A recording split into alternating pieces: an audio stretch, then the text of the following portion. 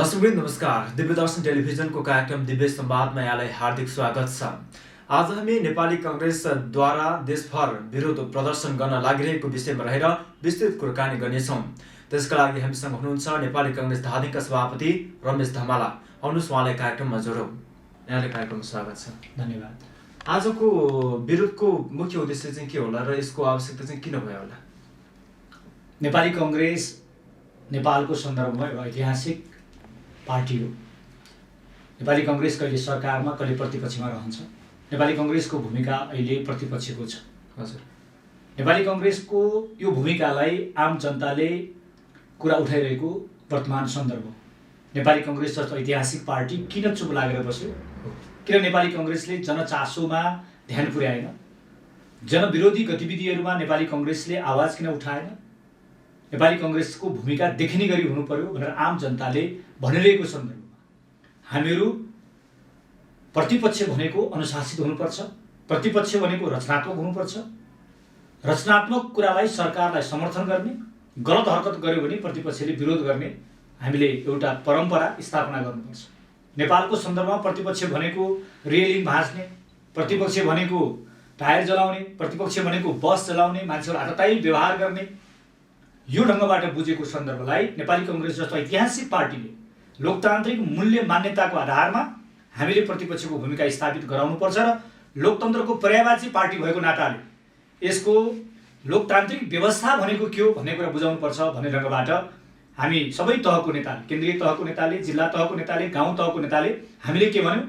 सरकारको कामको आधारमा सरकारले गरेको राम्रो कामलाई समर्थन गर्ने, गलत कामलाई विरोध गर्ने गरी हाम्रो पार्टी तयार हुनुपर्छ। हामीले यो कुरा सबैतिर भन्यौँ। सरकारलाई हामीले पार्लियामेन्टमा विरोध गर्यौँ गलत कुराको, सरकारले सुनिराखेका छैन। सरकारले घटाएका घटनाहरूको सन्दर्भमा हामीले सडकमा कुरा उठायौँ, सरकारले सुनिराखेका छैन। ज्ञापन पत्र मार्फत 77 जिल्लाबाट सरकारलाई हामीले ध्यानाकर्षण गरायौँ, सरकारले सुनिरहेको अवस्था थिएन। यो बीचमा एकाएक दुईटा घटना नेपालमा देखा पर्यो। झापा जस्तो जिल्लामा व्यवस्थालाई चुनौती दिने गरी एउटा ठुलो जनमानस सडकमा उर्ल्यो। झापाको अहिलेको जनप्रतिनिधि यो मुलुकको प्रधानमन्त्री हुनुहुन्छ।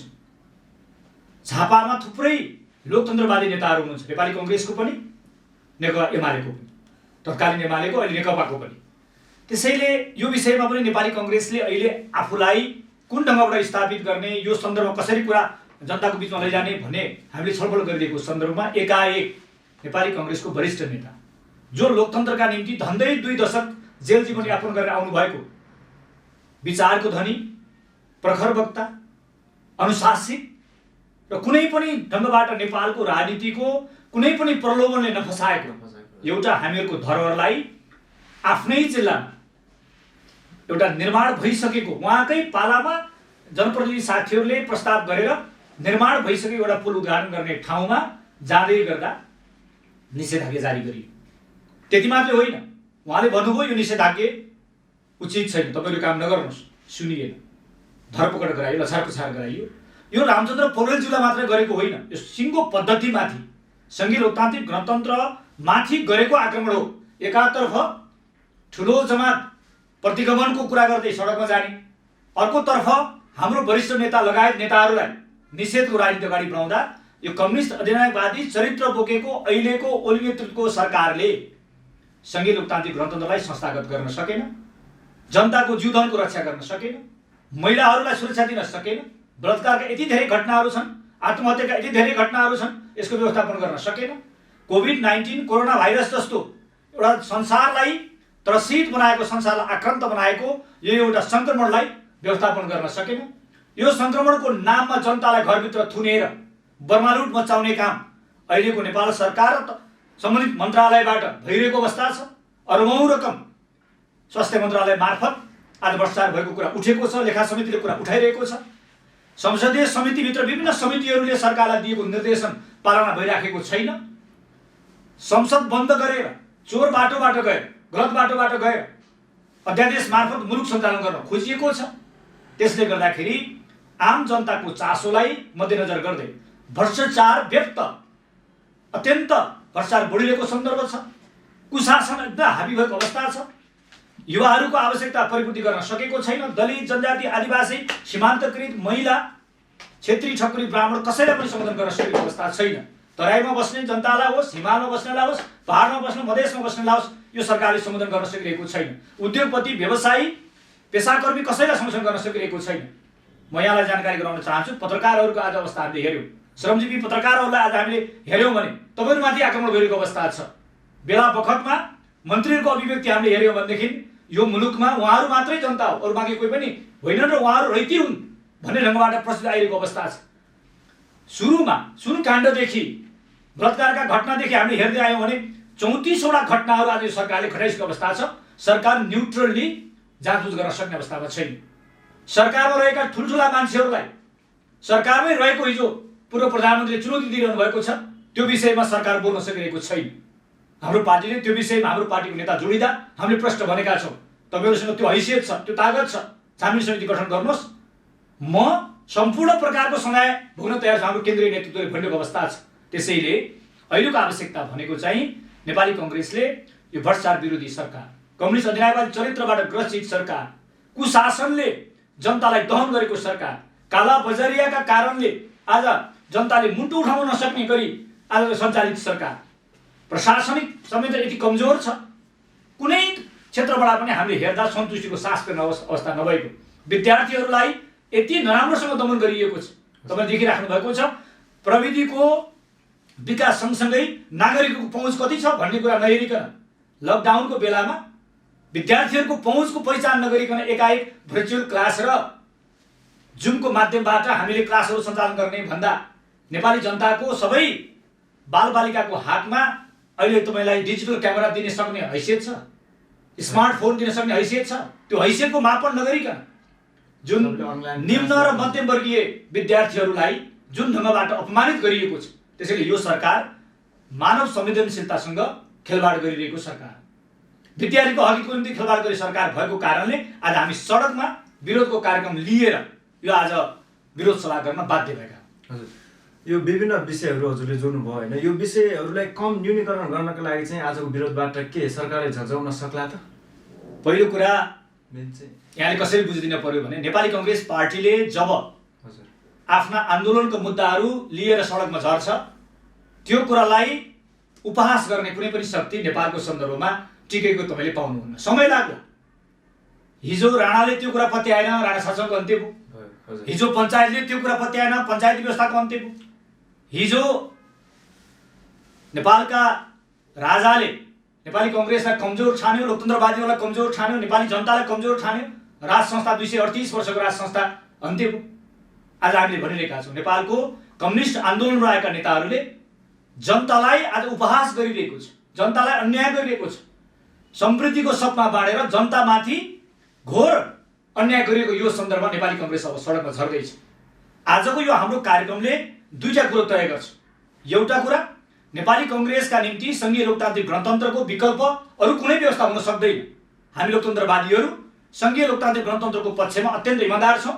त्यो कानुनको दिशातर्फ हामीले खेलेको भूमिका हामीले हाम्रो पार्टीलाई हेरेर मात्रै गरेका छैनौँ। नेपालका ठुला दुईटा कम्युनिस्ट पार्टीहरू मिलेपछि नेपाली कांग्रेसले चुनाव हार्ने कुरा निश्चित थियो, तर हाम्रो केन्द्रीय सभापति शेरबहादुर देउवाको नेतृत्वको नेपाली कांग्रेसले, हाम्रो सारा नेताहरूले त्यो कुरालाई वास्ता गर्नु भएन। मुलुकले जित्ने कुरा महत्त्वपूर्ण हो। नेपाली कांग्रेस मुलुकभित्र रहेको पार्टी हो। मुलुकले जित्दै गर्दा नेपाली कांग्रेसको भविष्य सुनिश्चित हुन्छ। हामी निर्वाचनबाट भागेनौँ। कम्युनिस्ट पार्टीका नेताहरूले पटक पटक अवसर पाउँदा न संविधान जारी गर्न सके, न निर्वाचन समयमा गराउन सके। तपाईँले यो कुरा देख्नुहुन्छ नि।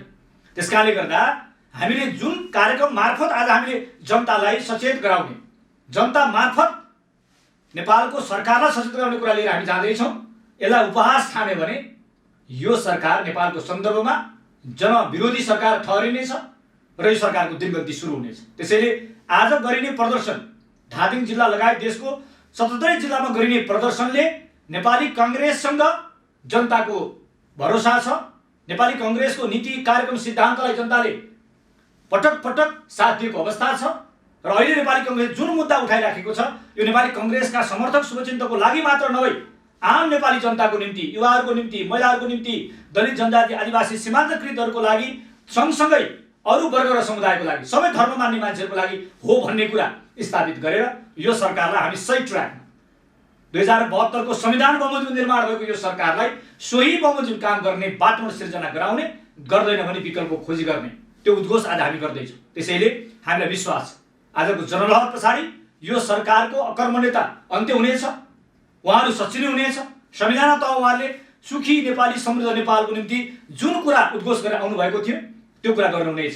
बोल्ने एउटा, गर्ने अर्को। कम्युनिस्ट चरित्र जुन देखा परेको छ, यो नेपाली जनताले कम्युनिस्ट पार्टीलाई भोट दिएको, कम्युनिस्ट पार्टीको माध्यमबाट लोकतान्त्रिक व्यवस्थालाई भोट दिएको, यो कुरा उहाँले बुझ्न जरुरी छ। त्यसैले यो कुरा आज हामी जनताको बिचमा भन्दैछौँ। हजुर, यो विषयमा कुरा गरिराख्दाखेरि अहिले अब देशभर विभिन्न ठाउँहरूमा राज संस्था र हिन्दू राष्ट्रको आह्वान गर्दै विरोध र्यालीहरू पनि प्रदर्शन भइरहेको छ। अहिले अब संघीय धर्मनिरपेक्षता र गणतन्त्रको विषयमा पुनर्विचार गर्नु बेला समय आएको हो कि होइन? नेपाली कङ्ग्रेस धर्मको विषयमा प्रष्ट पार्टी हो।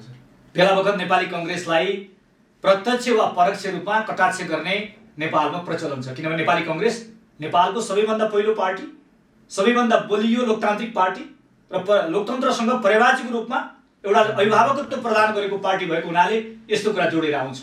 हामी धर्मको विषयमा संवैधानिक व्यवस्था जे छ नेपाली कङ्ग्रेस त्योबाट बाहिर गएको छैन। नेपालको संविधान 2072 राजनीतिक पार्टीहरूको बीचको एउटा साझा समझदारीबाट बनेको संविधान हो। त्यहाँ नेपाली कङ्ग्रेसको मात्रै कुरा पनि आएको छैन, त्यहाँ तत्कालीन माओवादीको मात्रै कुरा पनि आएको छैन, तत्कालीन एमालेको मात्रै र अरू अन्य पार्टीको मात्रै कुरा आएको छैन। हामीले संविधान जारी गर्दै गर्दा केही असन्तुष्टिहरू सडकमा थिए, तर त्यसलाई पनि हाम्रो नेताहरूले व्यवस्थापन गरिसकेको अवस्था हो। त्यसैले हामी यो धर्मको विषयमा प्रष्ट छौँ। हामीले बारम्बार भन्ने गरेका छौँ, धर्ममा नागरिक स्वतन्त्र हुन पाउनु पर्दछ। धार्मिक व्यवस्था जे गरिएको छ त्यो हामीले बुझेर जानेर गरेको हुनाले नेपाली कङ्ग्रेस पार्टीभित्र साथीहरूलाई यो कुरा उठाउने छुट छ, आम जनतालाई यो कुरा उठाउने छुट छ। तर संवैधानिक व्यवस्थालाई हामीले सम्मान गर्दै धर्मको विषयमा नेपाली कङ्ग्रेस धार्मिक स्वतन्त्रताको पक्षमा भएको हुनाले हामीले बारम्बार भनेका छौँ, यसमा शङ्का नगर्नु र धर्मको विषयमा नेपाली कङ्ग्रेसलाई प्रष्ट रूपमा बुझ्न हामी आम समुदाय, तपाईँ जुन धर्ममा आस्था राख्नुहुन्छ त्यो धर्म तपाईँको अधिकार हो, तपाईँले मान्न पाउनुहुन्छ। चाहे तपाईँ हिन्दू धर्मको कुरा गर्नुहोस्, चाहे बुद्ध धर्मको, चाहे तपाईँ इसाई धर्मको कुरा गर्नुहोस्, क्रिस्चियन धर्मको कुरा गर्नुहोस्, चाहे तपाईँ मुस्लिम धर्मको कुरा गर्नुहोस्, त्योभन्दा बाहेक पनि अरू धर्मको कुरा गर्नुहोस्, नेपालको सन्दर्भमा तपाईँ स्वतन्त्र हुनुहुन्छ। यो नेपाली कङ्ग्रेसको आज होइन, हामीले झन्डा निर्माण गरेदेखि नै हाम्रो चाड आदर्शभित्रको एउटा आदर्श हो। त्यसैले म यहाँलाई के अनुरोध गर्न चाहन्छु भने नेपाली कङ्ग्रेस धर्मको विषयमा प्रष्ट छ। हजुर, जब राज संस्था बिउताउने कुरामा नेपाली कहाँ जोडेर हेरिन्छ नि, नेपाली कङ्ग्रेसले प्रष्ट रूपमा भने पटक पटक अवसर दिँदा नेपालको राजाहरूले नेपाली कङ्ग्रेसलाई बुझेन, जानेन, चिनेन। हामीले जुन ढङ्गबाट राज संस्थाको अन्त्यको लागि उद्घोष गर्यौँ, यो मुलुकको राजाको अन्त्य हो। त्यसैले राज संस्थाको विपक्षमा उभिएर हामीले जुन निर्णय गर्यौँ, नेपाली कङ्ग्रेस पुनर्विचार गर्ने पक्षमा छैन। एउटा जनताको छोरो यो मुलुकको राष्ट्रपति हुने कुरा, अहिलेको राष्ट्रपतिले कसरी काम गरिराख्नु भएको छ, कति विभेद गरिराख्नु भएको छ, एउटा पार्टीको मात्रै राष्ट्रपति बनेर हिँडिरहनु भएको छ भन्ने कुराले नेपाली कङ्ग्रेसलाई त्यति धेरै फरक पार्दैन। उहाँले गरेको गलत कामको सजाय उहाँले पाउने। तर नेपाली कङ्ग्रेस यो विषयमा प्रष्ट छ। एउटा जनताको छोराछोरी यो मुलुकको राष्ट्रपति हुन पाउने व्यवस्थालाई नेपाली कङ्ग्रेस अहिले हामीले फेरबदल गर्ने सोच गरेका छैनौँ। सङ्घीय लोकतान्त्रिक गणतन्त्रले जे व्यवस्था गरेको छ त्यसमा अलिनुपर्छ, हामी प्रश्न छ। भनेपछि यहाँको विचारमा अब राज संस्था आउने चान्स छैन, अब सम्भव छैन। तपाईँ कल्पना गर्न सक्नुहुन्छ नेपाली कङ्ग्रेसले निर्णय नगरिकन यो मुलुकमा कुनै व्यवस्था परिवर्तन भएको छ? त्यो त भएको छैन। नेपाली कङ्ग्रेसले उद्घोष नगरिकन त्यो ढङ्गको आन्दोलन उठाएको छैन। भनेपछि नेपाली कङ्ग्रेस, मैले सुरुमै भने, नेपाली कङ्ग्रेस सङ्घीय लोकतान्त्रिक गणतन्त्रको विकल्प सङ्घीय लोकतान्त्रिक गणतन्त्र मात्र हो, अरू कुनै विकल्पको खोजीमा छैन। न हामी प्रतिगमनको विकल्पमा जान सक्छौँ, विकल्पको रूपमा प्रतिगमनमा जान सक्छौँ, न हामी अधिनायकवादी विचारलाई विकल्पको रूपमा ल्याउन खोजिएको छ अहिलेको सरकारको माध्यमबाट, त्यो हामी स्वीकार गर्न सक्छौँ। त्यसैले स्पष्ट के कुरामा हुनुहोस् भने नेपाली कङ्ग्रेस सङ्घीय लोकतान्त्रिक गणतन्त्रको रक्षा गर्न, अहिलेको संविधानलाई हामीले कानुन गराउन र तिनै तहको सरकारलाई सुशासनमा बढी ध्यान दिन हामी केन्द्रित भइरहेका छौँ। योभन्दा बाहिर नेपाली कङ्ग्रेसले कुनै कुरा सोचिराखेको अवस्था होइन। हजुर, आजको कार्यक्रममा हामी अन्त्यमा पनि आइसकेका छौँ। आजको हाम्रो बृहत र्याली, त्यो विरोध प्रदर्शनको कारणहरू लगभग त्यसको हजुरले कुरा गरिसक्नु भएको छ होइन? अन्त्यमा जनताहरूलाई तपाईँको सुझाव र राय के छ? म यो आजको कार्यक्रम नेपाली कङ्ग्रेसले आयोजना गरे पनि यो नेपाली कङ्ग्रेसका लागि मात्र नभएर समग्र नेपालीहरूको लागि भएको, युवा, विद्यार्थी, महिला, दलित, जनजाति, आदिवासी, सीमान्तकृत, सबै क्षेत्री, ठकुरी, ब्राह्मण सबैका निम्ति भएको सबै पेसाकर्मी, मजदुरदेखि पेसा व्यवसायी, जागिरमा रहेका साथीहरूदेखि, कर्मचारीदेखि, निजामती कर्मचारी, जङ्गी कर्मचारी, सैनिक कर्मचारी साराको लागि संवैधानिक व्यवस्था हामीले चाहिँ प्रयोग गरेर जनताको जीवनको सुरक्षा सहित हाम्रो आपतकालीन व्यवस्थापन सहित यो मुलुकलाई एउटा सुखी नेपाली, समृद्ध नेपाल बनाउने जुन परिकल्पनाका साथ हामी लागेका छौँ, त्यो एजेन्डालाई स्थापित गराउनका निम्ति गरिएको यो एउटा विरोध प्रदर्शन भएको र सरकारको जुन गलत अकर्मण्यता छ, गलत ढङ्गबाट सरकार चलिरहेको छ, भ्रष्टाचारमा लिप्त सरकार छ, कुशासनमा अत्यन्त दखलता देखाइरहेको यो सरकारलाई सचेत गराउनका लागि आज हामी सडकमा झर्दैछौँ। यो नेपाली कङ्ग्रेसको मात्र कार्यक्रम नभए यहाँहरूको पनि कार्यक्रमको रूपमा यहाँले स्वीकार गरेर हाम्रो सभामा व्यापक जनपरिचालनमा सहयोग गर्नुहुनेछ र यो सरकार विरोधी जनताको यो आजको भेला, आजको विरोध र्याली, आजको विरोध सभा धादिङको जनताले अनुमोदन गर्नेछ। यो सरकार अहिले काम गर्न सकिरहेको छैन। सरकारको दिनचर्या को शक्तिशाली बन्ने भन्ने कुरामा रहिरहेको छ। आसेपासे अरौटे भरौटेहरूले बर्मालुट गर्ने जुन परिस्थिति निर्माण भएको छ, यसलाई रोक्नका निम्ति आज हामी जुन ढङ्गको विरोध सभामा जाँदैछौँ, धादिङको जनताले, नेपाली जनताले यसलाई यो विरोध सभा जरुरी छ, आवश्यक छ, उठाएका मुद्दाहरू ठिक छन् भन्ने कुरामा साथ दिनुहुनेछ। म त्यही अनुरोध गर्न चाहन्छु। हजुर, यहाँको महत्त्वपूर्ण समय दिनुभयो, यहाँले धेरै धेरै धन्यवाद। मलाई यो कुरा राख्ने जुन अवसर दिनुभयो दिव्यदर्शन टेलिभिजन र इन्टायर टिमलाई, कर्मचारी साथीहरू सबैलाई हार्दिक धन्यवाद दिन चाहन्छु। दर्शकवृन्द, आज हामीले नेपाली कङ्ग्रेसद्वारा देशभर गर्न लागिरहेको विरोध र्यालीको विषयमा रहेर विस्तृत चर्चा गऱ्यौँ।